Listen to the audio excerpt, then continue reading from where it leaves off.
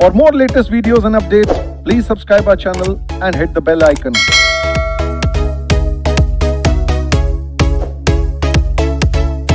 आज हम पढ़ना शुरू करेंगे रिवोकेशन। रिवोकेशन का मतलब होता है कैंसलेशन, खत्म करना, मना करना। क्या?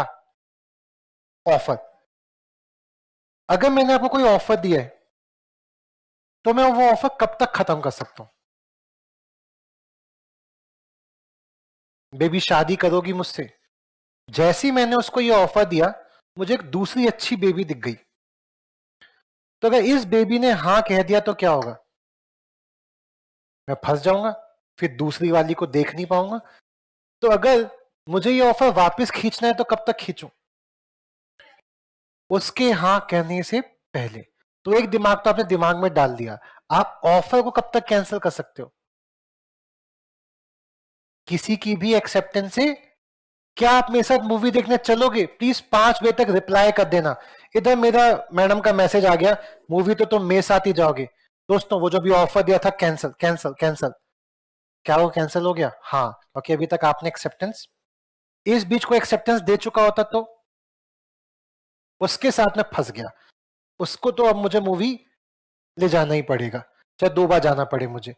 तो एक छोटा सा क्वेश्चन देख रहे हैं, ये इसलिए पढ़ाना पड़ रहा है बिकॉज ये आईसे के स्टडी मटेरियल में है, वरना ये बहुत ही बकवास बात है। हम क्यों पढ़ रहे हैं? मैं नहीं पढ़ाऊंगा तो क्या होगा? पेपर में नहीं आ सकता। मैं नहीं पढ़ाऊंगा तो आप मेरी मेरी नॉलेज को जज करेंगे, आता नहीं होगा इसको, इसलिए छुड़वा दिया इसने। आओ पढ़ते हैं इसको क्या लिखा है। एक हेडिंग पढ़ना, हेडिंग में क्या लिखा है पढ़ो। एक्सेप्टेंस ऑफर के लिए वैसे ही है जैसे जलती हुई माचिस की तिल्ली, लाइटेड जलती हुई मैच माचिस की तिल्ली, is to a train of gun powder की रेखा के लिए, बारूद से भरे हुए ट्रेन के लिए। माचिस की तिल्ली कैसे? अगर बारूद को क्या दिखा दो, माचिस, तो क्या होगा? एक्सप्लोजन होगा। और कुछ ऐसा होगा कि हालात पहले जैसे नहीं रह जाएंगे। अरे बोलो हाँ। अंडू हो सकता है? बॉम्ब ब्लास्ट हो गया, अंडू हो सकता है? जो मर गए वापस आ जाएंगे?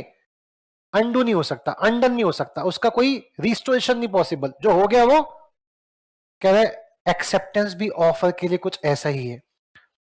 तो मैडम बोल रही है मुझे शादी करोगे मुझसे, क्या है ये? ऑफर। प्रॉब्लम किस चीज में? एक्सेप्टेंस में। अगर ये अंगूठी नहीं पहनता, आजाद हूं, जिसको चाहे उसको देखूं, लेकिन अंगूठी पहन ली तो क्या हो गया? फंस गया। अब हालात पहले जैसे नहीं रहे, अब मैं जिसको चाहूं उसको डेट, शादी हो गई ना, फंस गया। तो ऑफर का एक्सेप्टेंस, ऑफर को अगर एक्सेप्टेंस मिल गई तो हालात वही हो जाएंगे जैसे बारूद में माचिस लगने से होते हैं। कोई कनेक्टिविटी देख रहे हो? बट है, ठीक है। यानी आप अगर कोई ऑफर दे रहा है और एक्सेप्टेंस नहीं है, तो क्या आप बंधे या आजाद? ऐसे ही अगर बारूद है और आप माचिस की तिल्ली जला ही नहीं रहे, तो कुछ होगा? कब होगा? ठीक है, पढ़ोगे लिखा है। इंग्लैंड के लॉ में सर विलियम एंसन अंकल ने बोला है, एक्सेप्टेंस ऑफर के लिए कुछ वैसे ही है जैसे माचिस की तिल्ली ट्रेन ऑफ गन पाउडर के लिए। इट प्रोड्यूसेस, अगर ऐसा हुआ माचिस की तिल्ली बारूद से टकराई तो कुछ ऐसा प्रोड्यूस होगा जिसको हम रिकॉल्ड, अनडन, जिसको हम पहले जैसा बना नहीं सकते। इसलिए यहां पे इंग्लैंड के लॉ में गन पाउडर को ऑफर का नाम दिया गया है और लाइटेड मैच को एक्सेप्टेंस माना गया है। When a lighted match is shown to a train of gunpowder, it explodes and something happens which cannot be undone. Similarly, an offer once accepted cannot be revoked. अगर एक बार शादी कर ली तो क्या कोई कैंसिलेशन है? ये डिवोर्स होता है, डिवोर्स में आपको पैसा देना पड़ता है। तो अगर आप कॉन्टेक्ट करने का तोड़ोगे तो क्या होगा? डैमेजेस देने पड़ेंगे। बोलो हाँ। तो कोई इजी सॉल्यूशन थोड़ी ना है, आप तो फंस गए तो फंस गए, ठीक है। So long lighted match is not shown, लेकिन अगर आप अंगूठी ही ना पहनो तो आप आजाद हो, आप किसी के साथ भी नैन में टक्का कर सकते हो। तो gun powder remains inert, gun powder inert हो जाएगा, इनर्ट मतलब इनएक्टिव, उसका कोई फायदा। ये अंगूठी मेरा कुछ नहीं बिगाड़ सकती, कब तक? जब तक मैं एक्सेप्ट नहीं करता, पहनता नहीं हूं। तो बारूद की रेखा से कुछ, बारूद की रेखा से कुछ नहीं होगा, बारूद से भरी हुई ट्रेन का कुछ नहीं होगा, कब तक? आग ना लग जाए, तो उसको रिमूव किया जा सकता है। Similarly an offer can be cancel, offer can be revoked on before it's acceptance. ये महान काव्य हमारे स्टडी मैट में छपा हुआ है, पढ़ लो एक बार दोबारा से, कोई लेना देना नहीं है इसका, और पढ़ के मजा आया? अरे आया नहीं आया? क्या था टपोरी बात, पढ़ लो एक बार जल्दी से, पढ़ो पढ़ो पढ़ो जल्दी पढ़ो, फुल स्क्रीन कर देना सर, एक बार पढ़ेंगे बच्चे।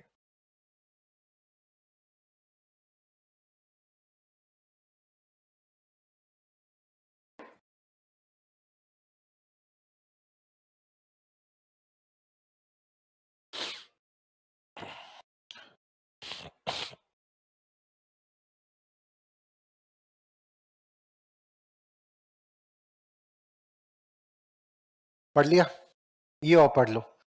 तो importance, the significance of this offer in itself can not create any legal relationship, यानी ऑफर अपने आप से क्या नहीं कर सकता, लीगल रिलेशनशिप नहीं बना सकता। कब तक? एक्चुअली ऑफर का एक्सेप्टेंस है जो क्या करता है, दोनों के बीच कॉन्टेक्ट क्रिएट करता है। Once an offer is accepted it becomes a promise and can not be withdrawn and can not be revoked. An offer remains an offer so long it is not accepted but becomes a contract as soon it is accepted। Offer की कोई कीमत नहीं है, अंगूठी के अंदर कोई जादू नहीं है। जादू किसमें है? जब आप वो अंगूठी एक्सेप्ट कर लो, फिर कुछ ऐसा हो जाता है कि आपके हालात पहले जैसे नहीं होते। ठीक है, चलो यहीं से एक छोटा सा क्वेश्चन बनता है, रिवोकेशन ऑफ ऑफर या how to make the offer lapse, या how to make offer revoke. आप एक ऑफर को कैसे रिवोक कर सकते हो, कैंसिल कर सकते हो, खत्म कर सकते हो। लैप्स का मतलब होता है बीत जाना। तो ऑफर कब बीत गया, ऑफर कब खत्म हो गया? तो हम कह रहे हैं सर ये वो रीजन है जहां पे ऑफर क्या हो जाता है, लैप्स हो जाता है। ये बात किस में लिखी हुई है? सेक्शन 6 में। तो पहली बात पढ़ रहे हैं, ऑफर कैसे खत्म हो सकता है बताओ? अरे कैसे?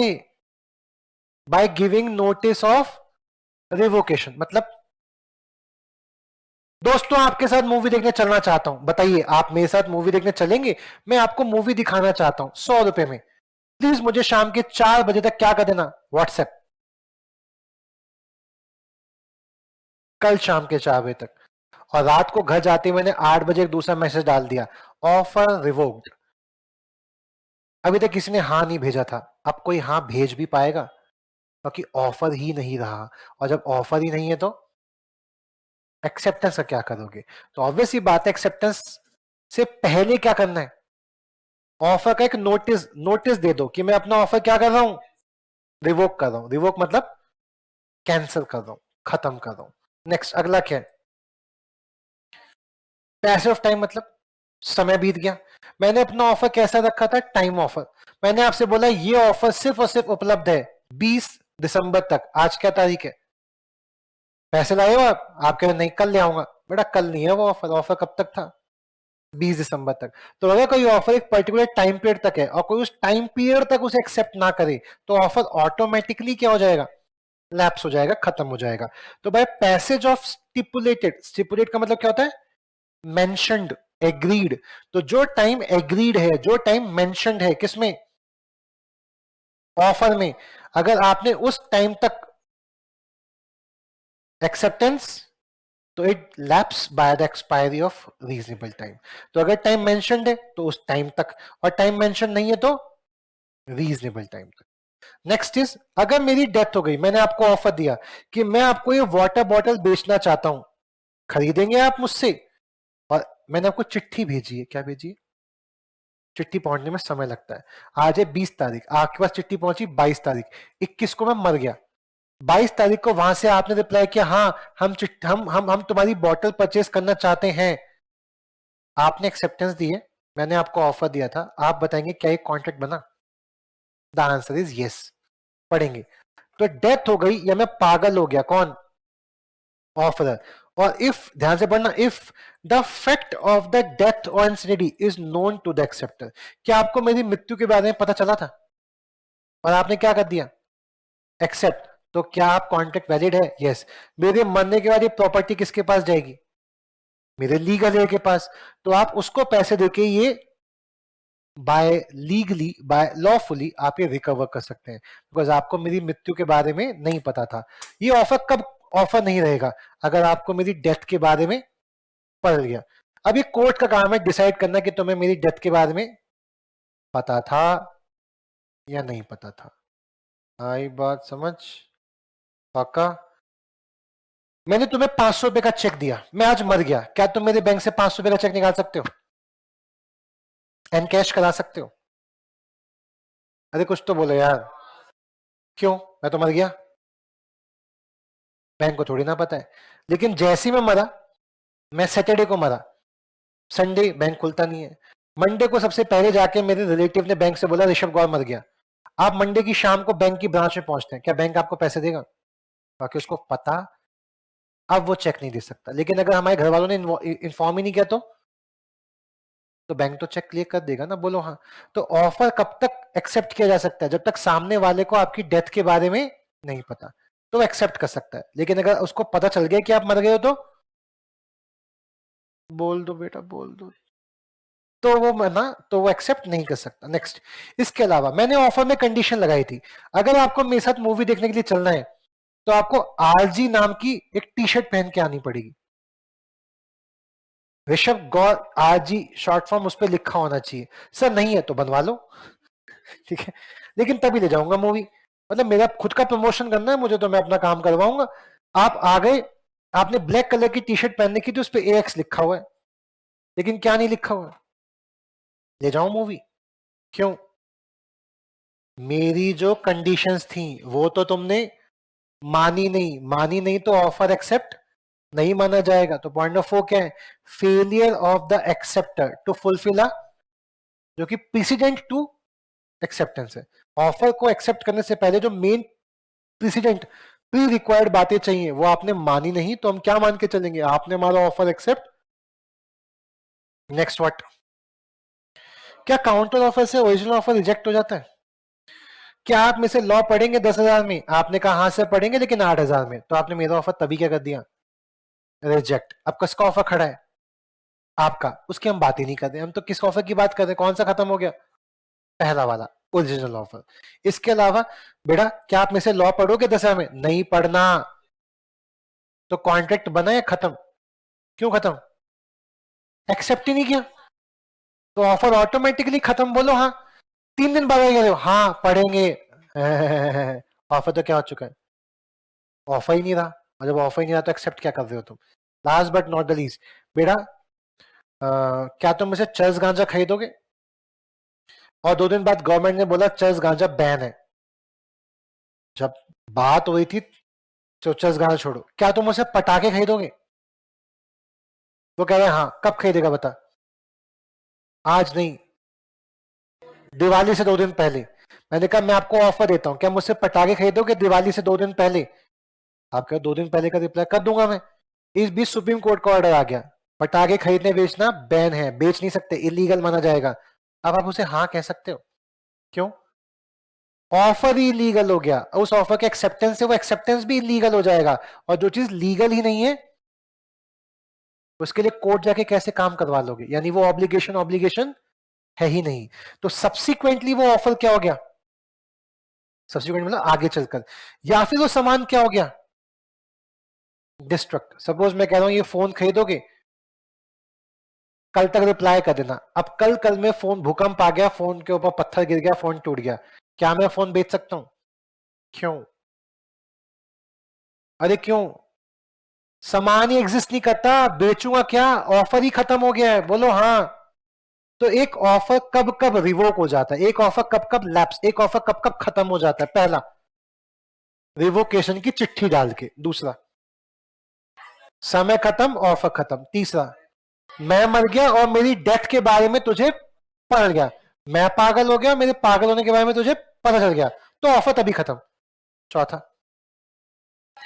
कुछ कंडीशन लगाई थी और तूने उस कंडीशन को एक्सेप्ट, तो ऑफर वहीं पे खत्म। नेक्स्ट, उससे नेक्स्ट, लास्ट। सब्सिक्वेंटली या तो इलीगल हो गया, या वो जो सामान बेचा था वो सामान या एग्जिस्ट नहीं करता, डिस्ट्रक्ट हो गया, खराब हो गया, तो उस केस में ऑफर लैप्स हो जाता है। हाँ हाँ हाँ हाँ हाँ हाँ। इसमें से सिर्फ ये 4 बातें सेक्शन 6 का पार्ट है, बाकी 3 बातें हमने अलग अलग जगह से उठा के लिए, बिकॉज अल्टीमेटली तो बाकी चीजों में भी कॉन्ट्रैक्ट खत्म, ऑफर खत्म हो ही रहा है, बट सेक्शन 6 के अकॉर्डिंगली कितनी बातें, सिर्फ 4। बट एज अ होल ही पढ़ लेते हैं हम, फिर से पढ़ेंगे। ऑफर कब कब रिवोक होता है, लास्ट टाइम गिना दो। पहला, नोटिस देके। दूसरा, पैसेज ऑफ टाइम। तीसरा, डेथ और insanity of the offer. Next, जो कंडीशन थी ऑफर को एक्सेप्ट करने वाले वही कंडीशन ही मानी, ऑफर के एक्सेप्ट होगा। Next, counter offer. Next, rejection. And last, subsequent illegality या सब्सिक्वेंट डिस्ट्रक्शन ऑफ गुड्स। अब हम नेक्स्ट 2 सेक्शन पढ़ेंगे, सेक्शन 4 एंड सेक्शन 5। ये बड़े इंपॉर्टेंट सेक्शन है और बड़े क्रिटिकल सेक्शन है। लाख समझाने के बाद भी लोगों को समझ नहीं आते, और जो चीज लोगों को आसानी से समझ ना आए, बताओ क्या है वो? आईसीआई के लिए मौका फेल करने का। समझ नहीं आया ना तुम्हें, यही पूछूंगा मैं, और फेल कर देगा आईसीआई। तो अब आप क्या करेंगे? सेक्शन 4 को बड़े धैर्य के साथ समझेंगे या इग्नोर करेंगे? लेकिन फिर भी समझ नहीं आएगा, अब बताओ क्या करोगे? गुड, ठीक है, ठीक है, दोबारा पूछ लेना, समझ ना आए तो पूछ लेना, ठीक है? पैसे दिए, पूरा वसूल करेंगे उस चीज को, और अगर फिर भी मैं ना समझा पाया तो मैं किस बात का टीचर? तो नहीं समझ आए पूछो, फिर मैं एग्जाम्पल दूंगा, नहीं समझ आए फिर पूछो, फिर एग्जाम्पल दूंगा, बट पूछते रहना। पैसे दिए तुमने, खरीद लिया तुमने मुझे। सेक्शन 4 सेक्शन 5 प्रैक्टिकली इसका इंप्लीमेंटेशन आज के टाइम में नहीं होता,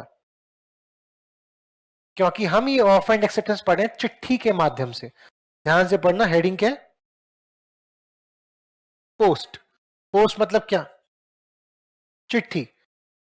क्या आज के टाइम में कोई चिट्ठी के द्वारा ऑफर एंड एक्सेप्टेंस देता है? अगर देता भी होगा तो फोन पे पक्का बात कर लेता होगा।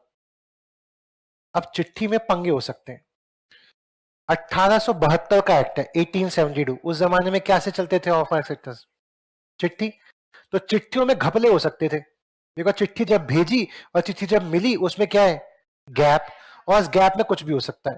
तो उसके लिए स्पेशली 2 सेक्शन ड्राफ्ट किए गए, सेक्शन 4 सेक्शन 5। जो डायग्राम बना रहा हूं इसको कॉपी पेस्ट कर लो, आप भी कॉपी कर लो इन डायग्राम को। टाडा टाडा, ये है ए, इसने चिट्ठी लिखाई, will you buy my car at the rate, will you buy my car at the rate 1.5 lakh, 1 lakh, question mark. ये जो चिट्ठी इसने लिखी है वो लिखी है आज ही के दिन, 20 दिसंबर 2022। 20 दिसंबर ये चिट्ठी बी के पास पहुंची। कब पहुंची? चिट्ठी को पहुंचने में समय लग जाता है, तो ये चिट्ठी पहुंची है 22 दिसंबर को। इस चिट्ठी के रिप्लाई में बी लिखता है यस।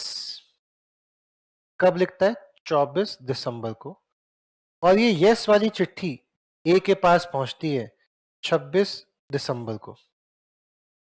कब पहुंचती है? 4 तारीख याद कर लो, एक है 20, एक है 22, एक है 24, एक है 26।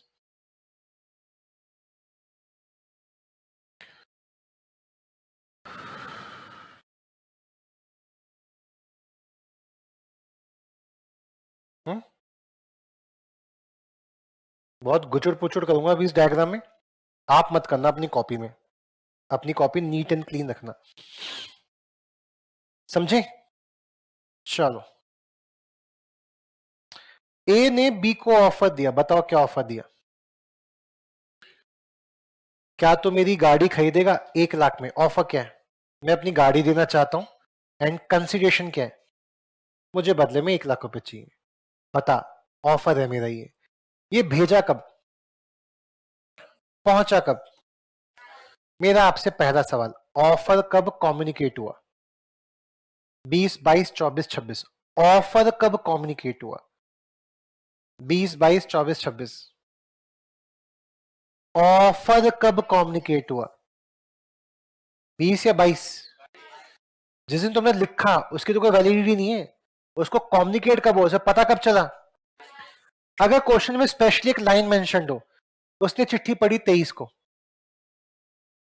तो कब कम्युनिकेट हुआ? 23। अगर ये लाइन मिसिंग है तो जिस दिन चिट्ठी पहुंची उसी दिन पढ़ लिया, अलग से कोई डेट मेंशन नहीं है, तो जिस दिन चिट्ठी पहुंची, और अलग से क्या रखा है 23 को पढ़ा उसने, तो पता ही है कब पढ़ा 23 को। तो एक्चुअली में ऑफर कब कम्युनिकेट हुआ? लिख रखा है तो उस दिन, नहीं लिख रखा तो जिस दिन चिट्ठी भेजी या जिस दिन चिट्ठी पहुंची। पकड़ लिया आपने इतना सा पार्ट। नेक्स्ट, बी ने 22 तारीख को चिट्ठी पढ़ने के बाद किस तारीख को हां कहा? ऑफर एक्सेप्ट कब कर रहा है? इसने चिट्ठी का हां कब भेजा? चिट्ठी पोस्ट कर दी ना, यहां से पहुंचेगी कब वो बात अलग है, वो कब पहुंचेगी उस पर मैं भी नहीं जा रहा, इसने पोस्ट कब कर दिया। मेरा आपसे पहला सवाल, ए अपना ऑफर कब तक कैंसिल कर सकता है? पहले तो ये सोचो कैंसिल क्यों करेगा, उसको भी ड्राफ्ट कर लेते हैं। सी ए से कह रहा है तू क्या अपनी गाड़ी मुझे 2 लाख की बेचेगा? बताओ ये सुनते ही ए को कैसा लगेगा कि मैं अपनी गाड़ी कितने की बेच रहा हूं, ये बंदा कितने में खरीदने को तैयार है, तो ये क्या चाहेगा? अभी तो ऑफर भेजा ही है, एक्सेप्ट थोड़ी ना हुआ है, क्या कर लेता हूं ऑफर कैंसिल। इसलिए दूसरी चिट्ठी बना के भेजी होगी कब? 21 तारीख को, कि भाई जो ऑफर है वो क्या है, रिवोक कर रहा हूं।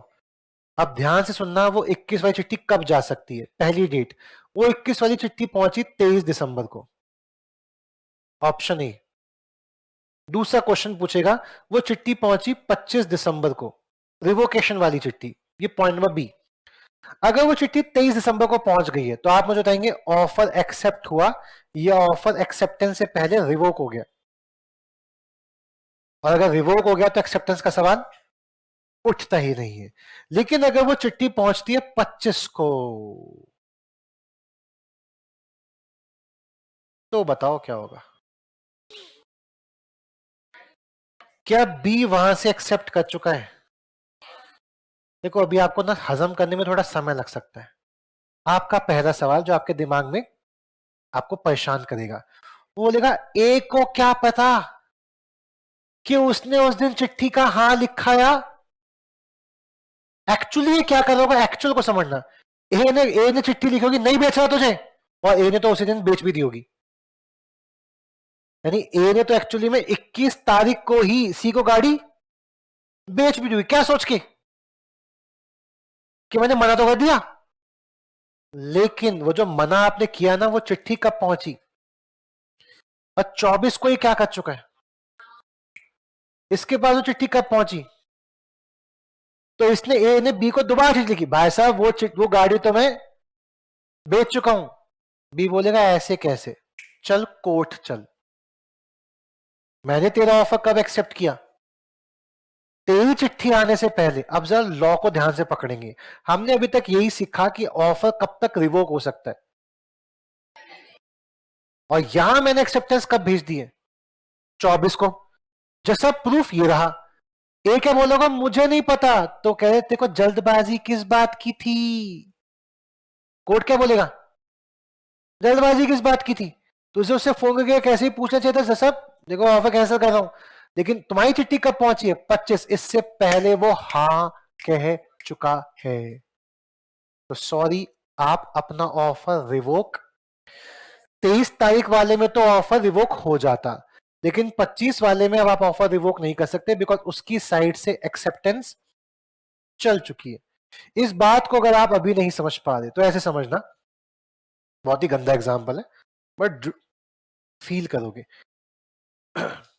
ये गर्लफ्रेंड है मेरी, इसको मैं ऑफर दे रहा हूं, क्या तुम मुझसे शादी करना चाहती हो?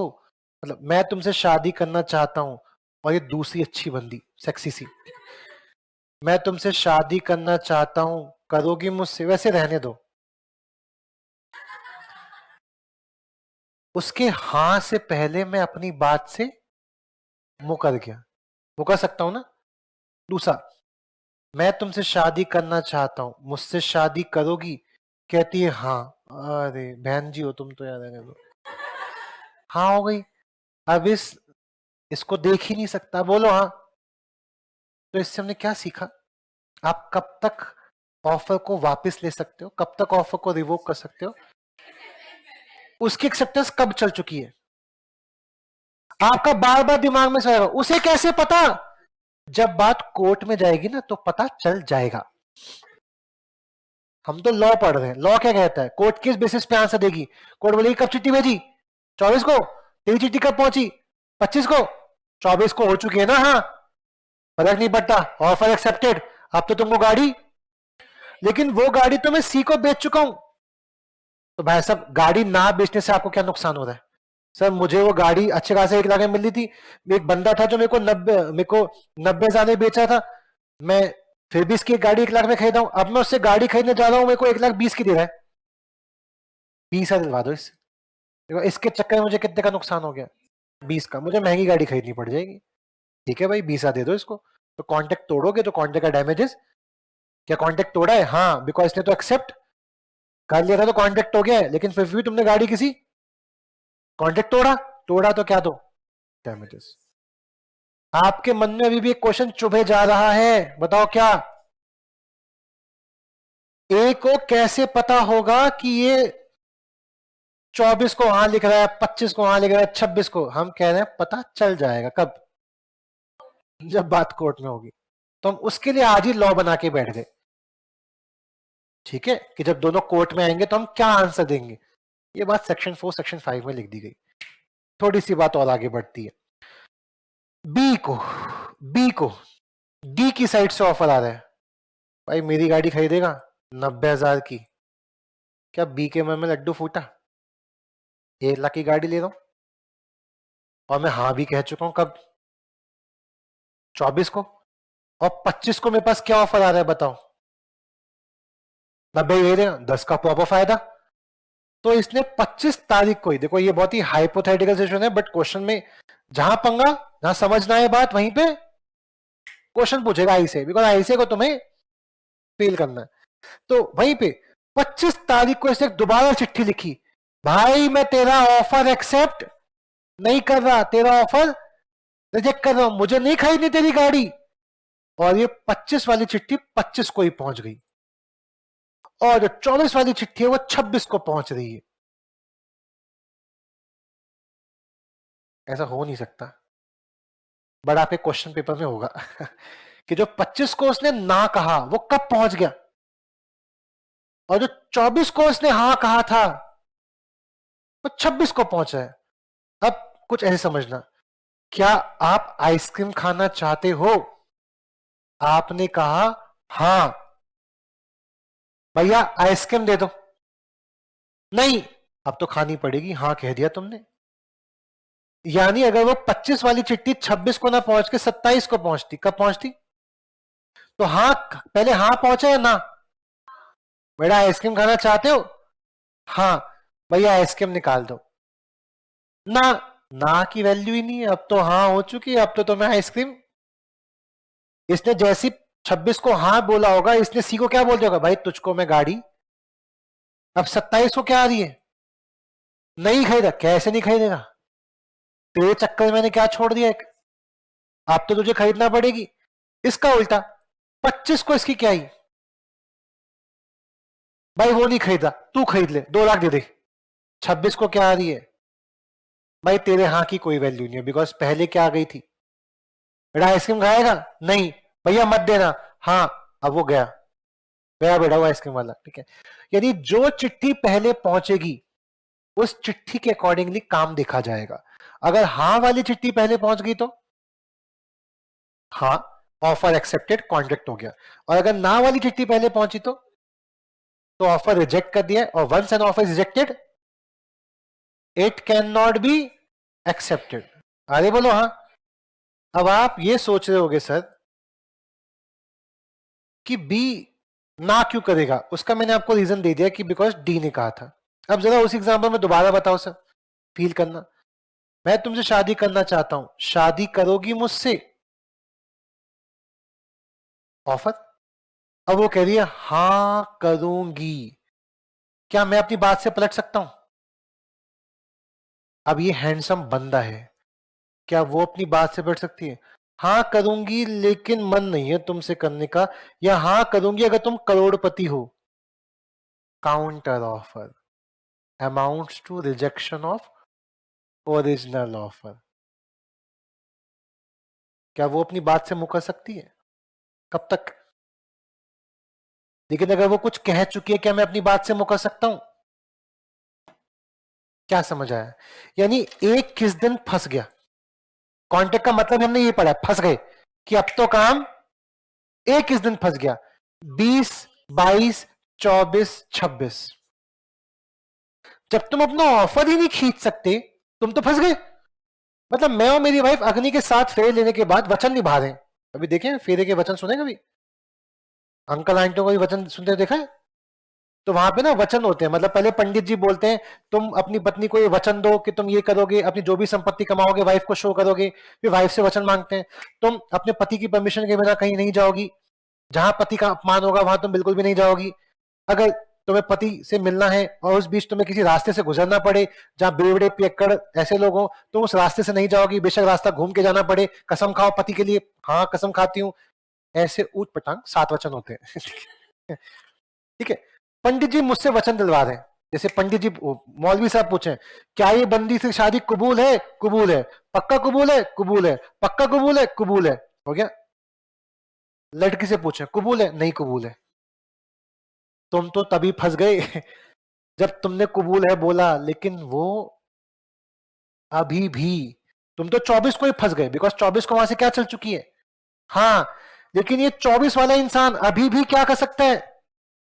25 को स्पीड पोस्ट करके 25 को ना भेज सकता है। अरे बोलो हाँ। तो वो कब फंसेगा? क्या कबूल है? हाँ। क्या कबूल है? हाँ। क्या कबूल है? नहीं। 3 बार चाहिए, एक दो नहीं तो नहीं। शादी कैंसिल। यानी वो बंदा अभी भी बच सकता है। अरे बोलो हाँ। तो बताओ बी कब फंसा, 24 या 26? 26 को अगर हाँ भेज दी, फिर 27 को ना भेज दो, फर्क नहीं पड़ता। और अगर 25 को ही ना पहुंच गई तो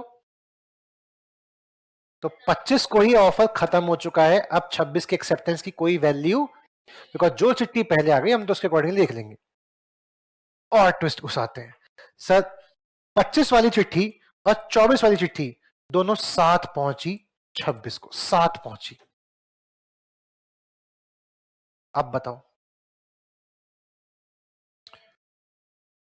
तो यहां लॉ ये कहता है, यहां लॉ ये कहता है कॉन्ट्रैक्ट कैंसिल हो गया, ऑफर एक्सेप्ट ही नहीं हुआ। फील करते हैं, बेटा आइसक्रीम खाएगा? हाँ ना? हाँ। पता नहीं भैया, ठीक है। बेटा आइसक्रीम ना? हाँ। समझ नहीं आया भैया। हाँ और ना अगर साथ पहुंचे तो फिक्स है, या अनसर्टेनिटी आ गई तो कॉन्ट्रैक्ट रहा या वॉइड। लेकिन एक कोर्ट में केस स्टडी पहुंची और कोर्ट में उस बंदे ने बोला जज साहब मैंने तो हाँ वाली चिट्ठी पढ़ी है, इसने ना वाली चिट्ठी भेजी कि नहीं भेजी? दूसरी है तो खोली नहीं अब तक। फॉरेंसिक्स ने बोला कि हाँ इसने वो चिट्ठी ओपन ही नहीं की। तो जो पढ़ा वही हो गया जज साहब। जज साहब आई होंगी दोनों चिट्ठी साथ में, मैंने कौन सी पढ़ी है? मुझे कौन सी कम्युनिकेशन हुई है? हाँ। तो जज साहब कॉन्ट्रैक्ट है।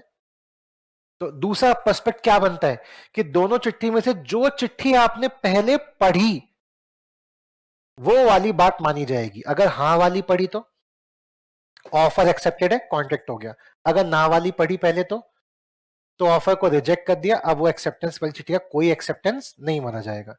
लेकिन आप खुद सोचो, क्या बात प्रूफ करना बड़ा आसान है? चिट्ठी पहले कौन सी खोल के पढ़ी?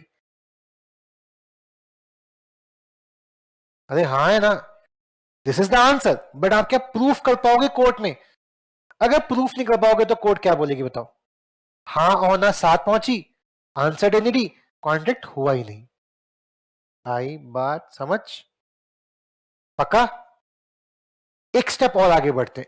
एक लॉ तो इतना ही था, लॉ इतना ही था। अब एक कोर्ट की जजमेंट को सुनते हैं। हाँ जी, अब एक कोर्ट की जजमेंट को समझने की कोशिश करते हैं। क्या है कोर्ट की जजमेंट, प्लीज सुनना। बी ने चिट्ठी भेजी 24 तारीख को। हाँ मैं गाड़ी, बस ये लास्ट पॉइंट है, थोड़ा थोड़ा ध्यान सुनना, मतलब इस सेक्शन का लास्ट पॉइंट है। सेक्शन खत्म हो गया, वैसे कोर्ट जजमेंट बता रहा हूं। बी ने 24 को हाँ भेजा, क्या कहते हुए, हाँ खरीद रहा हूं मैं गाड़ी। लेकिन पोस्टल विभाग वालों ने वो चिट्ठी गुम कर दी। बहुत टाइम हो गया, कोई रिप्लाई नहीं आया। इसने 3 जनवरी को गाड़ी सी को बेच दी। कुछ दिन बाद बी ए के पास है, भाई गाड़ी क्यों नहीं भेज रहा मुझे?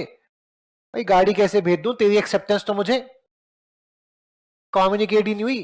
कह रहा भेजिए मैंने, देख ये चिट्ठी का, इस दिन चिट्ठी भेजी उस दिन का प्रूफ। तो बात पहुंची कोर्ट में। कोर्ट ने बोला चिट्ठी कहां है, डाकिया को बुलाया जाए। डाकिया बोले वो तो गुम हो गई। तो भाई साहब अब जो डैमेज हुआ 20,000 का, वो कौन देगा? पोस्टल विभाग। अगर जो गलती करेगा हर जाना तो उसी को देना पड़ेगा। तो थर्ड सिनेरियो ये भी हो सकता है कि चिट्ठी क्या हो जाए, और जो चिट्ठी गुम करेगा उसकी वजह से तो नुकसान हुआ, वरना तो ए बी को ही बेचता, बोलो हाँ। तो इसका हर्जाना पोस्टल विभाग देगा। आई बात समझ? पक्का? चलो आओ सेक्शन पढ़ते हैं। पढ़ो क्या लिखा है। सेक्शन 4 पढ़ो। द कम्युनिकेशन ऑफ ऑफर कब कंप्लीट हुआ? When it comes to the knowledge of offeree. Offeree कौन था, ए या बी? ए ऑफरर था, बी ऑफरी था। तो बी की नॉलेज में कब आया बताओ, हमारे वाले एग्जांपल में? तो 22 दिसंबर। अरे बोलो हाँ। A make a proposal to B to sell his car for ₹2 lakh. Letter किस दिन पोस्ट किया गया, 21 को, लेकिन लेटर पहुंचा कब? तो ऑफर कब कम्युनिकेट माना जाएगा? 23 को। नेक्स्ट, एक्सेप्टेंस की बात करते हैं। एक्सेप्टेंस वाया पोस्ट दो नजरिए हो सकते हैं, ध्यान से सुनना। एक्सेप्टेंस, ऑफर के एक्सेप्ट होती क्या होता है, कॉन्ट्रैक्ट। तो एक्सेप्टेंस को समझने की कोशिश करना। अगर चिट्ठी के द्वारा एक्सेप्टेंस दी जा रही है, तो अगर हम प्रपोजल के नजरिए से देखें, प्रपोजल कौन था, ए जिसने ऑफर दिया था, उसके नजरिए से देखें तो बताओ एक्सेप्टेंस कब हो चुकी है? जब बी ने अपनी साइड से चिट्ठी ट्रांसमिशन में डाल दी, यानी बी ने चिट्ठी पोस्ट कर दी। कब पोस्ट की थी? तो ये तुम कह रहे हैं कि 24 के बाद तो अपना ऑफर ही कैंसिल नहीं कर सकता, और अगर तू कैंसिल नहीं कर सकता मतलब क्या, तू तो फंस गया रे। यानी तेरी नजर से एक्सेप्टेंस कब हो चुकी है, 24 को। लेकिन अगर हम एक्सेप्टर के नजर से देखें, क्या वो 24 को फंस गया? नहीं, वो अभी भी चाहे तो एक्सेप्टेंस पहुंचने से पहले कैंसिल। तो उसके नजर देखे तो एक्सेप्टर कब फंसेगा, when the letter of acceptance received by the proposer. जो कब रिसीव हो रहा था, क्या 26 से पहले वो एक्सेप्टेंस कैंसिल कर सकता है? 26 से पहले एक्सेप्टेंस कैंसिल कर सकता है? हाँ, 25 की चिट्ठी 25 को पहुंचा के। अरे बोलो हाँ। तो एक्सेप्टेंस के दो रूल्स बने। ऑफरर के नजरिए से एक्सेप्टेंस कब हो चुकी है, जबकि हमने ये पढ़ा था एक्सेप्टेंस तब होती है जब आप कम्युनिकेट कर देते हो। लेकिन चिट्ठी के लिए दो सेक्शन ही अलग है, सेक्शन ही अलग है, लॉ ही अलग है। क्या चिट्ठी के द्वारा अगर हाँ या ना भेजा जा रहा है, तो जब कम्युनिकेट हुआ तब नहीं, जब उसने पोस्ट कर दिया तेरे लिए, तो तभी एक्सेप्टेंस हो गई। लेकिन इसके नजरिए से देखें तो जब वो चिट्ठी तुझको मिली, यानी चिट्ठियों के ऊपर अलग से एक सेक्शन ड्राफ्ट है। चिट्ठियों को इतनी इंपॉर्टेंट क्यों दी गई है, बिकॉज 1872 में चिट्ठियों के थ्रू ऑफलाइन एक्सेप्टेंस दिए जाते थे, मतलब फोन, मोबाइल फोन, स्मार्टफोन ऐसा कुछ था ही नहीं। तो इसलिए स्पेशली अलग से क्या लिखा गया है, लॉ, एक सेक्शन ड्राफ्ट किया गया। बात समझ आ रही? ऑफर कब तक रिवोक कर सकते हैं बताओ? कह रहे एट एनी टाइम, किसी भी समय, but before the letter of acceptance is posted by the acceptor. Post कब किया था, तो कब तक, बिफोर 24। बिफोर 24। हम एक्सेप्टेंस कब तक रिवोक कर सकते हैं, acceptance at any time before the letter of acceptance is actually receive by the proposer. Receive कब हुआ है, 26। तो कब तक, 26 से पहले। कभी भी क्या कर सकते हो। अच्छा, इंडिया का लॉ समझने में कितनी दिक्कत हुई, हमने भी करीब 10-15 मिनट लगा दिए होंगे। इंग्लैंड का लॉ कितना प्यारा है। इंग्लैंड का लॉ कहता है अगर आपने एक बार 24 तारीख को एक्सेप्टेंस क्या कर दी तो आप कैंसल भेज ही नहीं सकते। यानी 24 तारीख को ही क्या हुआ, यानी अगर तुमने कबूल है कबूल है कबूल है बोल दिया और कबूल हो गया तो बस कॉन्टेक्ट हो गया, अब तुम अपनी बात से पलट सकते ही नहीं। अगर 2 बार कबूल है बोले तो तीसरी बार भी कबूल बोलना ही पड़ेगा, पलट ही नहीं सकते तुम अपनी बात से। यानी इंग्लैंड का लॉ क्या बोल रहा है कि 24 को अगर हाँ भेज दी तो ए भी फंस गया और 26 का कोई पंगा ही नहीं। कितना सिंपल सा लॉ है। पंगे किस में आ रहे हैं, जब 24 26 26 24 में गेम खेल रहे हैं और जब पता है कि 24 को हाँ हो चुकी है तो कोई क्वेश्चन ही नहीं बन सकता। बोलो हाँ, अभी बन सकता है क्वेश्चन, 7 पहुंची, पहले ये पहुंची बाद में ये पहुंची, अभी क्वेश्चन बन रहा है। यानी मजा किस में, इंडियन लॉ इंग्लैंड के लॉ में। इंडियन लॉ में मजा है, दिमाग लगता है। इंग्लैंड का लॉ सिंपल, 24 24 खत्म, नो 26। इंडियन लॉ के हिसाब से acceptance can revoke acceptor can revoke a acceptance at any time before the letter of acceptance reaches the offer if the revocation telegram arrives before या फिर at the same time, पहले पहुंचा cancellation वाला या साथ पहुंचा एक्सेप्टेंस के साथ, तो रिवोकेशन कैसे मानेंगे 100%। लेकिन अगर कोर्ट में क्या प्रूफ कर दो, हाँ ना की चिट्ठी 7 आई थी बट मैंने तो सिर्फ हाँ वाली पहले पढ़ी, अगर ये प्रूफ कर दो तो फिर क्या माना जाएगा, ऑफर एक्सेप्टेड। अगर आप प्रूफ कर दो मैंने ना वाली पढ़ी थी तो माना जाएगा ऑफर रिजेक्टेड। लेकिन ये प्रूफ करना बड़ा ही मुश्किल पार्ट है। अरे बोलो हाँ। चलो कुछ क्वेश्चंस देखते हैं।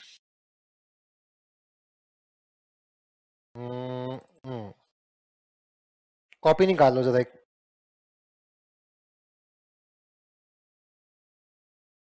निकाल ली कॉपी, पक्का। मुझे हिंट फॉर्मेट में आंसर चाहिए, मैं नहीं कहता कि आप एग्जैक्टली कॉन्सेप्ट कंपैरिजन कंक्लूजन निकालेंगे। मेरे कहने का मतलब सिर्फ ये है, क्वेश्चन पढ़ो, एक लाइन में आंसर लिखने को आए तो क्या लिखोगे। ठीक है, 2 क्वेश्चन है। पहला क्वेश्चन क्या है, is the revocation of acceptance valid. दूसरा क्वेश्चन, अगर फर्क पड़ जाए तो क्या होगा। तो मुझे 2 आंसर चाहिए, ए पार्ट बी पार्ट। क्वेश्चन पढ़ेंगे, आंसर कॉपी में लिखेंगे, मैं भी देखने आऊंगा। पढ़ो क्वेश्चन क्या है, पढ़ो। Om offered to sell his house, किसको, रोहित को, for 50,000। Rohit accepted the offer by email. On the next day, Rohit sent a fax revoking the acceptance, which reaches to Om before the email. दिमाग मत लगाना कि फैक्स ईमेल से पहले कैसे पहुंच सकता है। अरे समझ रहे हो, क्वेश्चन है जैसा है, अपना दिमाग मत लगाना, ईमेल से पहले फैक्स कैसे पहुंच सकता है। ईमेल तो भेजी और पहुंच जाती है, बोलो हाँ। बट ठीक है, आगे बढ़ते हैं। बताओ, is the revocation of acceptance valid. Yes, सबका आंसर यस। अगला question, would it make any difference, क्या आपके आंसर में कोई बदलाव आएगा अगर ईमेल और फैक्स दोनों सेम टाइम पे पहुंचे, क्या बदलाव आएगा। अब 2 कंडीशन हो सकती है, अगर हाँ पहले पढ़ा तो, हाँ, और ना पहले पढ़ा तो। इसके अलावा दूसरा आंसर क्या हो सकता है, नहीं, मेरे आंसर में कोई फर्क नहीं पड़ेगा। क्यों, क्योंकि हाँ और ना एक साथ पहुंची और अनसर्टेनिटी की वजह से रिवोकेशन इज एब्सोल्यूट। तो आप एक ही क्वेश्चन के 2 नजरियों से आंसर दे सकते हो। आंसर पढ़ेंगे प्लीज, पढ़ो आंसर क्या लिखा है।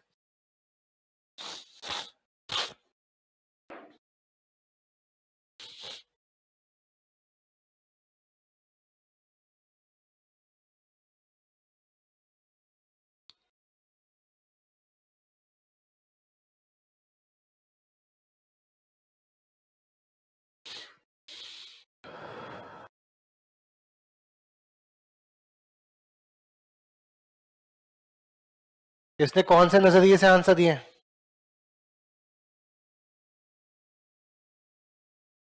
फैक्स पहले पढ़ रहा है तो वैलिड है, और ईमेल पहले पढ़ रहा है तो इसी की जगह क्या आंसर हो सकता था? नहीं, हमारे आंसर पे कोई फर्क, बिकॉज जब हाँ और ना साथ पहुंचते हैं तो रिवोकेशन एब्सोल्यूट है, बिकॉज अनसर्टेनिटी हो गई। अब एक बच्चे ने ऐसे आंसर लिखा, दूसरे बच्चे ने ऐसे आंसर लिखा, आप किसको ज्यादा मार्क्स दोगे? इस बच्चे ने क्या किया, जो मेरा आंसर है उसको हाईलाइट कर दिया, जो कॉन्सेप्ट है उसको हाईलाइट कर लिया। अरे बोलो हाँ, ये बात और ये बात क्या है? Answer, conclusion. और एक्सेप्टेंस में revoke any time before that, ये क्या है? सेक्शन 5 में पढ़ा हुआ लॉ। जो जो पढ़ना है उसने वो अंडरलाइन कर लिया। सर ये ना भी पढ़ो चल जाएगा, फिर ये बात पढ़ लो, अंडरलाइंड है। तो एक बच्चे ने अंडरलाइनिंग के साथ आंसर लिखा और दूसरे बच्चे ने कोई अंडरलाइनिंग नहीं की, किसको ज्यादा मार्क्स दोगे? चलो, एक तीसरा बच्चा था जिसने अंडरलाइनिंग के साथ साथ सेक्शन नंबर 5 का भी जिक्र किया। ये बात कहां लिखी है? अब किसको मार्क्स दोगे? एक बच्चे ने आंसर तो लिखा यस या नो, लेकिन उसमें ग्रामेटिकल एरर्स बहुत थी, वो जो कहना चाहा था वो समझ नहीं आया, उसको कितने दोगे? बहुत ही कम, उसको इससे भी कम दोगे? बोलो हाँ। तो यही कॉपी चेकिंग का कला है। अगर आपने कोई आंसर लिखा और आपकी ग्रामर ठीक है, आपने अंडरलाइनिंग ठीक की है, आपने सेक्शन का नाम दिया है, तो आपको मिलेंगे 5 में से 5। अगर आपने सेक्शन नंबर नहीं लिखा, किसी को 5 दे चुके हैं, तो आपको दूंगा 4, बिकॉज कहीं ना कहीं आप उससे कम डिजर्विंग कैंडिडेट हो। आपने अंडरलाइनिंग भी नहीं किया, कितना दूंगा? क्योंकि जिसने अंडरलाइनिंग किया उसने थोड़ा एक्स्ट्रा एफर्ट पुट किया है, आपने नहीं किया। जिसने सही यस नो तो लिख दिया, लेकिन ग्रामर खराब लिखी, मुझे पढ़ के समझ नहीं आ रहा क्या लिखा है तुमने, यस समझ आ रहा है, आगे की बात समझ नहीं आ रही, 2। तो आपको पता चला कि मार्क्स कहां कटते हैं और क्या क्या चीजें इंपॉर्टेंट है। पक्का? अब एक बच्चा मुझसे क्वेश्चन पूछता है, क्या सर सेक्शन नंबर याद करके आने चाहिए? क्यों इंपॉर्टेंट हो गया? कोई होगा जो लिख के आएगा, तुम में से होगा कोई खुरापाती, या तो सब ग्रुप बनाओ, क्या बोलो हम लिखेंगे ही नहीं। अगर सबकी कॉपी ऐसी जाए, किसी कॉपी अंडरलाइंड हो ही ना, तो यही 5 में से 5 है। अरे हाँ है ना, कॉपी चेकर की एक्सपेक्टेशन कब बढ़ी? इससे भी ज्यादा कब बढ़ी? तो प्रॉब्लम किस में है? प्रॉब्लम जिसके सीबीएसई में 34% आए उसमें कोई प्रॉब्लम नहीं है। सीबीएसई खुद कहता है 33% मतलब तुम 12th पास कर गए। लेकिन कोई होता है ना वो शर्मा जी का 99 100% वाला, वो तुम्हें इंफीरियर फील कराता है और क्या कहता है 33 99 99। कौन बैठा है यहाँ पे 90 प्लस वाला 12th में? आप। कौन बैठा है यहाँ पे 80 प्लस वाला? कौन 70 प्लस? गुड। अब इनको इनको इनको चिढ़ा, बोल 70 प्लस वाला भी 90 प्लस का बैठा, क्या उखाड़ लिया तुमने? कर तो मेरे साथ ही रहे हो सीए। तो 99 प्लस की औकात कब बढ़ती? जब वो एसआरसीसी जाते हैं, बिकॉज वहां झुंड किसका है? लेकिन सीए में किसका है?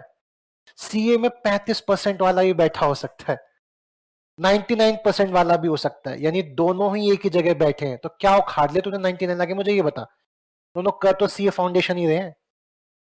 तो 99 की औकात कब है? जब वो श्री राम कॉलेज में जा रहा है, एसआरसीसी में जा रहा है। लेकिन अगर उसे सीए ही करनी है तो पता क्या किया तो ये 99% क्या होगा? बता बता, मजे लो। आप दोनों को कैसे जज किया जाएगा? फाउंडेशन से। अगर 35% वाला फाउंडेशन निकाल लेता है तो वो कैसा है? स्मार्ट। और अगर 90 प्लस वाला रह जाता है तो वो ये नहीं कह सकता 12th में 90 आए थे उसके ऊपर दाग लग गया, क्या बोलेंगे? हो गया फाउंडेशन, हो गया हो गया हो गया। ठीक है। समझो बात को? तो आप बुरे हो ये कौन बताता है? कोई एक अच्छा बच्चा जो कहेगा मैं तो सेक्शन नंबर भी याद करूंगा। हाँ हाँ, नालायक। तेरे चक्कर में हमें भी करना पड़ता है। ठीक है। तो ये क्वेश्चन था, उसका मैंने आपको आंसर दिखाया, ठीक है। एक और क्वेश्चन देखते हैं, एक और क्वेश्चन देखते हैं। थोड़ा मेहनत करनी पड़ेगी मुझे, क्वेश्चन नंबर देखना पड़ेगा। टनाना टनाना टनाना, ये रहा क्वेश्चन, मिल गया। क्वेश्चन नंबर 7 पढ़ो, और इस बार कॉपी पे हाथ चलाना। लास्ट टाइम तुमने यस या नो कह के काम कर दिया था। लिखो, मुझे ए बी सी का आंसर आपकी कॉपी में लिखा हुआ चाहिए। लो 2 मिनट लो पूरे के पूरे। क्वेश्चन 7 करेंगे आप अभी। ऐसे क्यों पूछता है क्वेश्चन? प्रैक्टिकली तो पॉसिबल है नहीं, चिट्ठी से आजकल तो कोई ऑफर देता नहीं है, बट ऐसे क्यों पूछता है? इसमें कॉम्प्लेक्सिटी है, समझने में एकदम से समझ, कब खत्म, कब हाँ, कब ना, कब हाँ, उसी में तो मजा है, ठीक है। पेपर सब्जेक्टिव हो या प्रैक्टिकल है?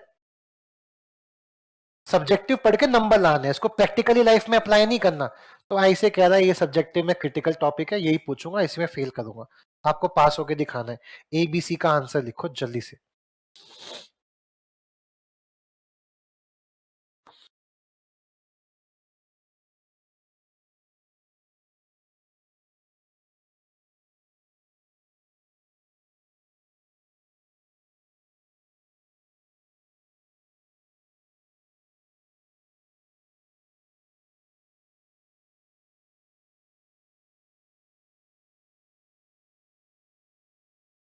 चाहो तो डायग्राम बना लो अपनी कॉपी में, कब चिट्ठी भेजी कब पहुंची, आसानी हो जाएगी।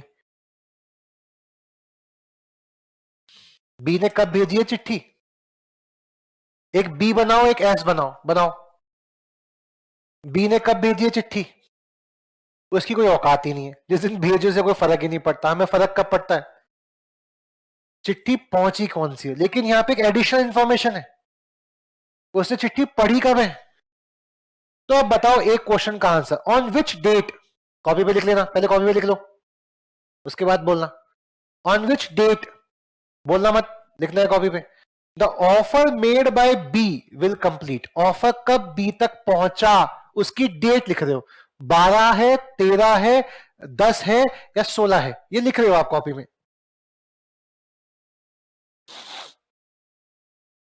लिख लिया?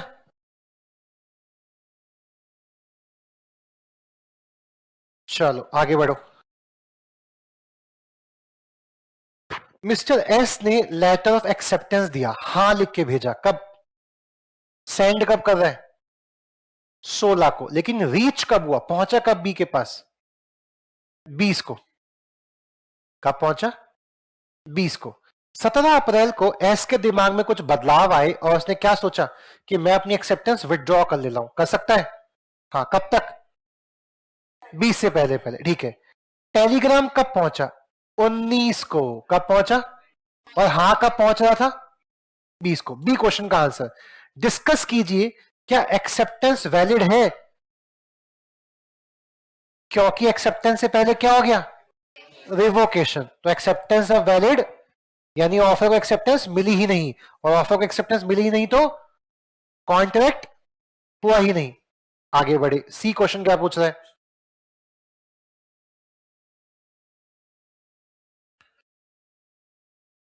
क्या आपके आंसर में कोई तब्दीली आएगी, कोई बदलाव आएगा अगर letter of cancellation and letter of acceptance दोनों साथ पहुंचे तो? इसके 2 आंसर हैं। पहला, जो पहले खोले, ठीक है। और अगर ऐसा कुछ नहीं लिखना तो क्या लिख सकते हो? वॉइड है भाई, दोनों साथ पहुंचे वॉइड है। हम ये टेंशन पाल ही नहीं रहे कौन सा पढ़ा कौन सा नहीं पढ़ा। तो दोनों में से कोई सा भी आंसर सोच सकते हैं। अरे बोलो हाँ। तो पहले का आंसर क्या हो गया? 13। दूसरे का क्या हो गया? 9। तीसरे का? तीसरे क्या क्या कोई फर्क आएगा? नहीं भाई, कोई फर्क नहीं आएगा, तभी भी मेरा आंसर क्या है? 9 ही है। इस क्वेश्चन का आंसर देख लेते हैं। Answer number 7। अब देखो, तुमने तो सिर्फ यस नो लिख के छोड़ दिया होगा। इसने पहले क्या समझा है, फिर उसने हालात के साथ कंपेयर किया और फिर उसने कंक्लूजन दिया कि बी का ऑफर कब कम्युनिकेट हुआ है। तब जाके मिलेंगे 2 नंबर। देख रहे हो मेहनत? आगे बी क्वेश्चन बताओ कब तक कैंसिल कर सकता था? लॉ पढ़ा हमने, बोलो हाँ। उसके अकॉर्डिंगली आंसर दिया कब तक? बी से पहले उसने ना कर दिया। तो various acceptor will be bound by acceptance only when the right of तो टेलीग्राम रिवोकेशन कब पहुंचा? 19 को, तो before the right of acceptance, तो hence the revocation is what? And there is no acceptance. See, क्या कोई फर्क आएगा? It will not. यानी इस क्वेश्चन का आंसर आईसी ने क्या दे दिया? कोई फर्क नहीं पड़ेगा। चिट्ठी पहले कौन सी पढ़ोगे ये बताया ही नहीं, तो आईसी ने एक जगह क्वेश्चन का आंसर क्या दे रखा है? चिट्ठी कौन सी पढ़ी उसके अकॉर्डिंगली। दूसरे क्या आंसर दे दिया? कोई फर्क नहीं है, वो आईडी है। क्यों? Answer D. तो आप दोनों में से कोई सा भी आंसर लिख के आ सकते हैं, ये भी ठीक है। इससे पहले जो क्वेश्चन दिखाया था उसका आंसर भी ठीक है।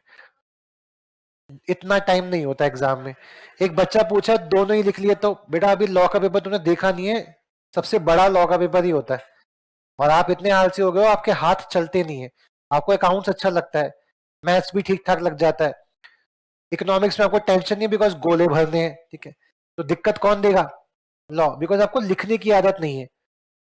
और लॉ का पेपर होता है बहुत लंबा, अनसीन पैराग्राफ आता है 1.5 पेज का, फिर 1.5 पेज का आता है अनसीन पैराग्राफ जिससे नोट मेकिंग करनी होती है, फिर लेटर राइटिंग, फिर आर्टिकल राइटिंग, फिर कम्युनिकेशन के question, active passive voice, vocabulary के क्वेश्चन। 40 मार्क का तो बीसीआर है, तो तुमसे 1.5 घंटे से पहले खत्म नहीं होगा। 3 घंटे का पेपर है, 40 मार्क का बीसीआर है, जिसको करने में 1.5 घंटे लगा दिए, तो अगले 1.5 घंटे में भी तो 40 मार्क का ही होगा। तो 20 मार्क का पेपर तो ऐसे ही छूट गया।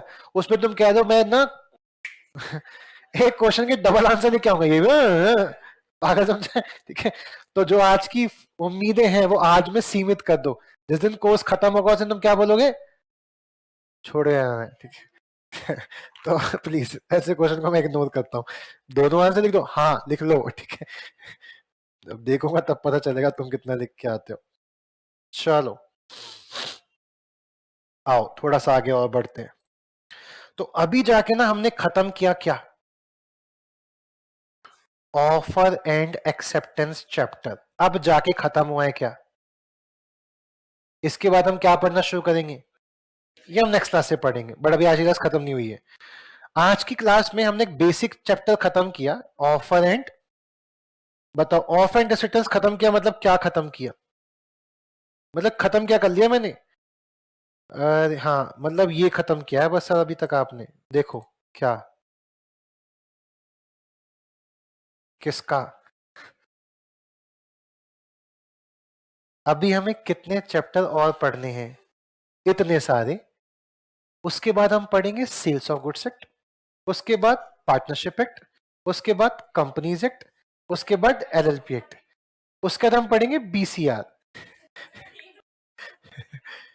लिख के आने दो दो। ठीक है, चलो ऑफर एंड एक्सेप्टेंस, ठीक है। थोड़ा सा आगे और बढ़े, थोड़ा सा आगे। हमने पहली क्लास में ये सुना था या नहीं सुना था? ऑफर, ऑफर का मतलब क्या है? रिपीट कर दो बस एक बार।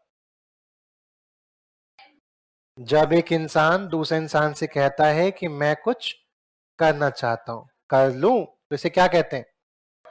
फिर जब दूसरा इंसान कहता है हाँ कर ले, फिर ने छोटी और पड़ी थी, अगर ऑफर, अगर प्रपोजल एक्सेप्ट कर ले तो उसे क्या कहते हैं? मैथमेटिकल फॉर्मूला बनाते हैं। What is promise? What is promise? Promise is equal to what? Offer plus by law. हम तो बोले थे ऑफर एक्सेप्टेंस कॉन्ट्रैक्ट होता है, बट अगर लॉ की लैंग्वेज में पढ़े तो ऑफर एंड एक्सेप्टेंस क्या होता है? प्रॉमिस। थोड़ा आगे बढ़े, सेक्शन 2E क्या कहता है? वो एग्रीमेंट को डिफाइन करता है। क्या कहता है? सर ए समझ आ गया ऑफर, सर बी समझ आ गया एक्सेप्टेंस। एक्सेप्टेंस होते ही प्रॉमिस हो गया, तो बी का सेक्शन ही प्रॉमिस का भी है, समझ आ गया। सी का है, डी का है, ई क्यों पढ़ा रहे हो? तो क्या सी क्लॉज होगा? हाँ। क्या डी क्लॉज होगा? हाँ। हमारे लिए रेलेवेंट नहीं है, अभी जरूरत नहीं है, नहीं से पता होना चाहिए। तो सुन लो, सी क्लॉज में ये लिखा है ऑफर देने वाले को प्रपोजल प्रॉमिसर कहते हैं, एंड ऑफर जिसको दिया गया है उसको हम प्रपोजी या प्रॉमिसी या ऑफरी कहते हैं। क्या कहा मैंने? ऑफर देने वाले को ऑफर या प्रॉमिसर, एंड ऑफर देने वाले, ऑफर जिसको दिया ऑफर या प्रॉमिस। ये क्या था? Clause C. क्या इंपॉर्टेंट है? नहीं पढ़ा, इग्नोर कर दिया। क्लॉज डी में समझा रखा है कंसीडरेशन, जो हम नेक्स्ट क्लास में पढ़ेंगे, कल पढ़ेंगे। कंसीडरेशन की परिभाषा किसमें? यानी सिर्फ ऑफर एंड एक्सेप्टेंस से काम हो जाता है या कंसीडरेशन भी चाहिए? उसका मतलब क्या होता है वो कहां पढ़ेंगे? बोलो। Clause number D. तो ए देख लिया, बी देख लिया, सी देख लिया, अगला क्या है? डी। डी भी देख लिया, अगला है ई। ई किसका सेक्शन है?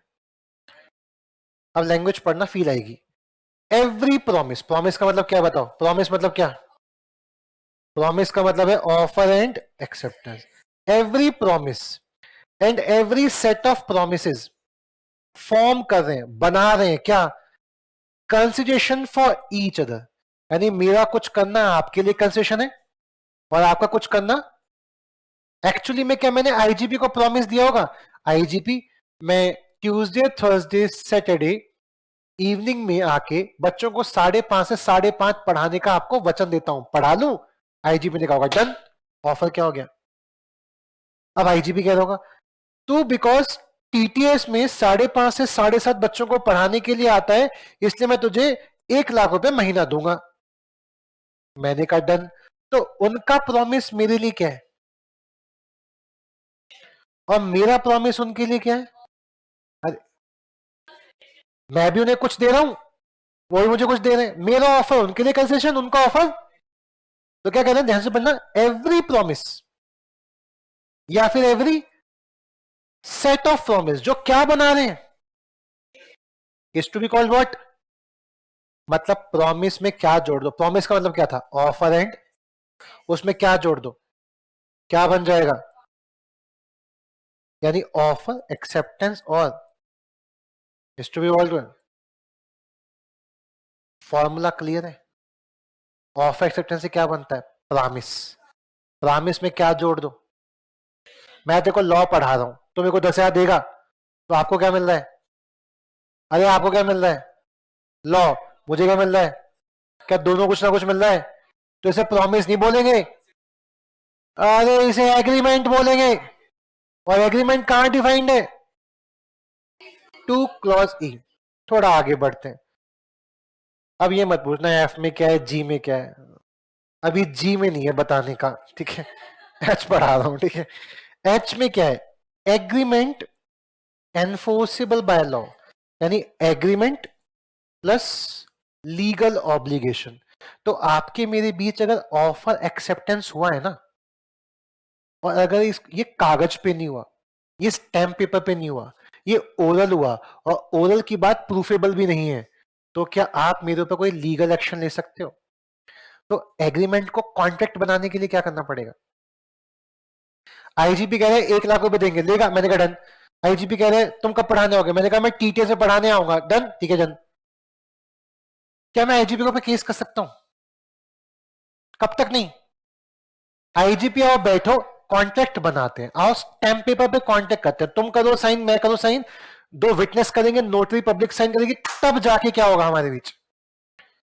ठीक है। तो एग्रीमेंट से कॉन्ट्रैक्ट नहीं बनता, एग्रीमेंट में क्या जोड़ो कि कॉन्ट्रैक्ट बनेगा। लीगल ऑब्लिगेशन कैसे आएगी? रसीद लेके। आपने मैडम से कांटेक्ट किया, मैडम पक्का इतनी फीस होगी ना? मैडम ने कहा हाँ इतनी फीस में। बाद में मैडम नेक्स्ट मुकर गई, आपके मैडम के ऊपर कुछ केस कर सकते हो? क्यों? कोई लिखा हुआ ही नहीं है। लिखी हुई बात का प्रूफ होता है, मतलब कोई प्रूफेबल एविडेंस तो हो जो कोर्ट में जमा किया जा सके। तो एग्रीमेंट में अगर आप क्या डाल दें? प्रूफ, लीगली ऑब्लिगेशन, तो वो क्या कहलाएगा? तो कॉन्ट्रैक्ट की परिभाषा बताओ क्या बनी? एग्रीमेंट का मतलब क्या था? Offer acceptance plus concession plus legal obligation, तब जाके वो क्या बनेगा? डेफिनेशन क्लियर है? पक्का? हम क्या पढ़ रहे हैं? प्रॉमिस एक्ट, एग्रीमेंट एक्ट या कॉन्ट्रैक्ट एक्ट? जब तक ये तीनों चीजें नहीं मिल जाती तब तक हम किसी के ऊपर कोई लीगल एक्शन नहीं ले सकते। बट आम भाषा में एग्रीमेंट को ही कॉन्ट्रैक्ट कहा जाता है। बोलो हाँ। इसे क्या पुकारते हैं? फोन नहीं, ये स्मार्टफोन है। लेकिन हमने फोन बोला ना, ऐसी आम भाषा में लोग क्या बोलते होंगे, रेंट कॉन्टेक्ट करें या रेंट एग्रीमेंट करते हैं, पार्टनरशिप कॉन्टेक्ट करते हैं, नहीं नहीं पार्टनरशिप एग्रीमेंट कर लेते हैं। आम भाषा में लोग कॉन्ट्रैक्ट को एज अ सिनोनियम क्या बोलते हैं, बट अगर टेक्निकल डेफिनेशंस देखी जाए तो कॉन्ट्रैक्ट का मतलब क्या है, एग्रीमेंट प्लस लीगल ऑब्लिगेशन, और एग्रीमेंट का मतलब क्या है, but there is no legal obligation. बोलो हाँ। अब यहां से बहुत धांसू सी बात बनेगी, प्लीज रेट कराना ये बात बताओ। सभी के सभी कॉन्ट्रैक्ट एग्रीमेंट होते हैं, बट सारे एग्रीमेंट कॉन्ट्रैक्ट नहीं होते। आई समझ? हर सीए करने वाला बच्चा 12th पास होता है, बट हर 12th पास करने वाला सीए नहीं बन सकता। ये कह रहा है, ये समझ यही बात। अरे आई समझ, कॉन्ट्रैक्ट अगर बनाना है तो एग्रीमेंट तक की तो सीढ़ियां चढ़ी चुके होगे, उसमें लीगल ऑब्लिगेशन की सीढ़ी और चढ़ो, बन जाओगे क्या। लेकिन अगर लीगल ऑब्लिगेशन की सीढ़ी नहीं है तो एग्रीमेंट ही हो। कॉन्ट्रैक्ट लाइन क्या बनी, all contracts are agreement but all agreements are not. अगर कोई आपका एग्रीमेंट सोशल है, सोशल, तो वो लीगल नहीं है ना, तो सोशल होने की वजह से वो कभी क्या नहीं बन पाएगा। ये बात समझ पढ़ हो गया लिखा है लाइन को। An agreement is a wider term, समझ पा रहे हो। एग्रीमेंट बहुत सारे होते हैं, 12th कितने बच्चे करते हैं, लेकिन सीए इतने ही करते हैं बस, ठीक है। तो वाइडर टर्म कौन सी है, 12th में से कुछ चले आते हैं बीबीए में, कुछ चले आते हैं बीकॉम में, कुछ चले आते हैं इकोनॉमिक ऑनर्स में, कुछ करते हैं बीएससी, कुछ करते हैं कुछ भी नहीं और कुछ करते हैं सीए, ठीक है। तो सीए की जो लाइन है वो वाइडर है नैरो है, बट 12th की ऐसी एग्रीमेंट और कॉन्ट्रैक्ट, जो उस एग्रीमेंट में जो लीगल बनेगा बस वो कॉन्ट्रैक्ट बनेगा, अदरवाइज एग्रीमेंट है भाई। तू पढ़ो।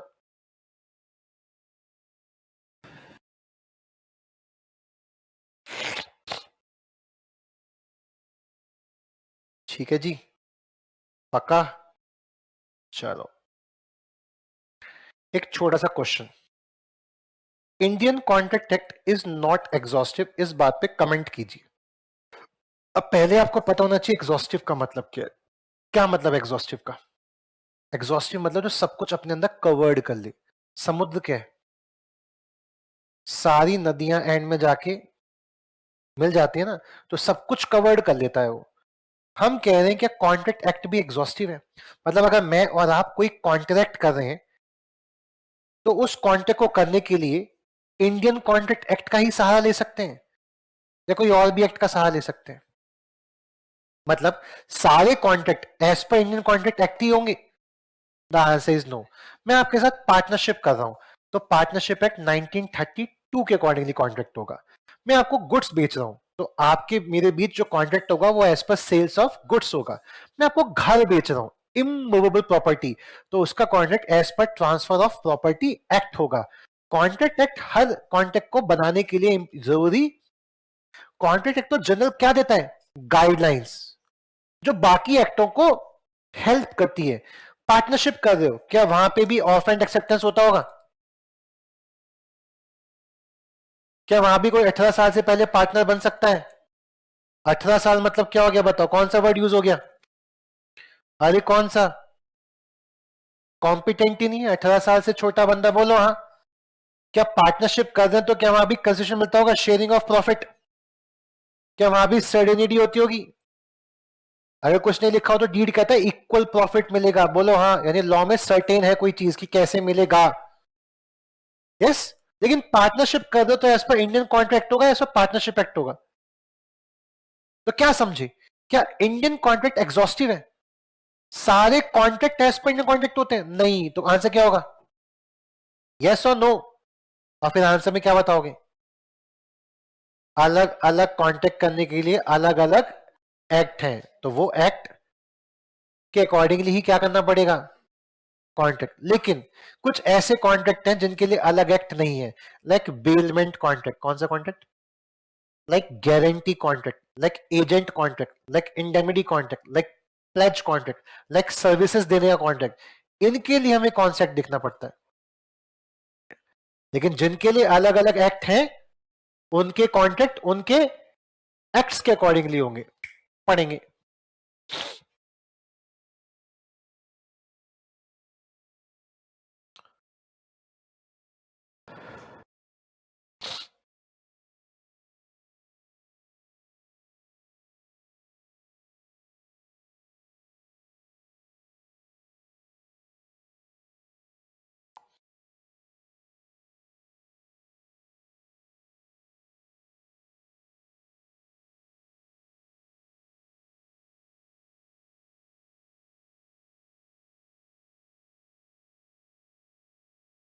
पढ़ लिया पक्का? बस आज इतना ही पढ़ना था हमें। आज हमने क्या क्या पढ़ा? आज हमने पढ़ा रिवोकेशन ऑफ ऑफर। बताओ जरा रिवोक कैसे कैसे कर सकते हैं? नोटिस देके। दूसरा,